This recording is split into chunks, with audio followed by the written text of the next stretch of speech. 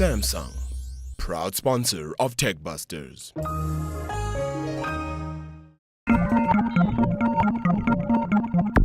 Sustainability is a big buzzword at the moment around the world, and we're at Eskom to check out how this company is taking sustainability to a new level. They are busy piloting these cars that I'm walking past in the background, and as you can see, these cars are the Nissan Leafs. They are the electric cars. They're busy being charged in these power stations. So we had to find out how sustainable an electric car is in South Africa and when we can eventually see these cars and own these cars and drive them on our roads. When the Nissan Leaf became the first all-electric vehicle to go on sale in South Africa last year, the country's power utility was quick to spot an opportunity. 10 of the vehicles are now part of a 3-year research project by Eskom to test usage patterns and requirements of electric vehicles and their impact on the national power grid. We've learned a lot about the usage patterns and about the electronics of the vehicle. And the key questions they seem obvious, but they're quite difficult to answer is: where do people live? Where do they work? Where are they going to charge their car? What sort of distances do they travel in a day? What sort of energy requirement does the car take? And how do we then take all of that data and plan our networks around it? And how much energy does one of these cars use to charge it up, obviously, in terms of electricity cost as opposed to filling up your car? I mean, you were saying that you get a range of about 150 kilometers. Yeah. How much electricity does it take to fill up 150 kilometers? Okay, so the batteries in here, this car is basically a portable battery. It's a 25 kilowatt hour battery. That's quite technical. Generally, that's about enough energy to run a small home for a day. So there's a lot of energy in this car. And how much is that in rand? So at a municipal rate of say 1 rand a kilowatt hour, it's 25 rand. So 25 rand gets you 150 kilometers. Now, if your normal car gets you 600 kilometers, that's 100 rand.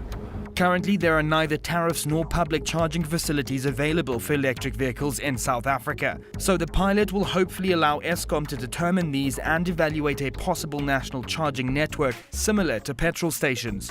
So typically a user would have one of these kind of batteries, which is really portable. You plug it into your garage at home, and you get to charge your car with this, and it takes 7 hours of charging with one of these devices to give your car full charge. But Barry, this is the big meneer over here, hey? This is a meneer. This will get your car 80% charged in 30 minutes. Now, we don't expect private individuals to purchase this sort of thing, but great for airports, shopping centers, that sort of thing, where you're going to park your car, run inside, fetch someone, come outside, and you've got maybe 40-50% of your car charged. Both the fast and slow methods of charging will have different implications on Eskom's capacity.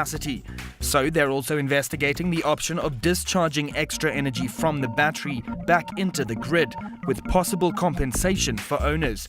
It's incredibly quiet in this car, but it's got quite a fancy interior, and the key is obviously there's no place to put the key, so you just put it. It's a proximity key, right, Barry? So we're going to press the start button now. There's no, so the car's already started. If you look at the front panel over here, it tells me how much power I've got, what kind of range in kilometers I've got. There's only 3 buttons over here. There's reverse, there's neutral, and there's drive. As soon as you take your foot off the brake, there you go. Look at this acceleration. Wow. How slick is this? This is my first time driving an electric car, and I can't believe how smooth this car goes. It's amazing. Not only is the car really smooth and it's really nippy on acceleration, the most amazing thing is that it's so incredibly quiet, because I'm driving now and I can't hear a thing, which is not a bad thing. Let's test the hooter.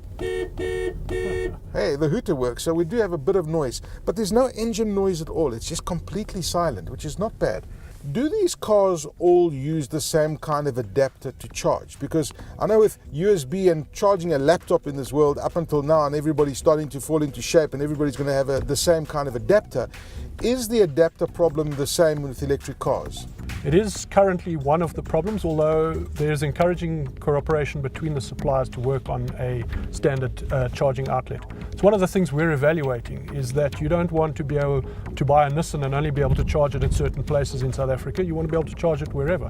The challenge in South Africa is we are a reasonably spread out country. So traveling even from northern Johannesburg to southern Johannesburg would use up roughly half the range of this car. When fully charged, it's got a range of about 160 kilometers, as you can see. That's fine for a commuting car, but obviously you can't even drive to Bloemfontein or Kimberley or somewhere like that. The trick then is the range. The range is really what we need to focus on, and with that, the cost of that battery. the car is incredibly smooth and incredibly quiet, and I would imagine that if it's so quiet inside here, obviously pedestrians wouldn't be able to hear this car coming, and that's obviously one of the shortcomings of an electric car. But some of the manufacturers are actually introducing artificial noises so that when you are driving, pedestrians can actually hear that it's an electric car coming.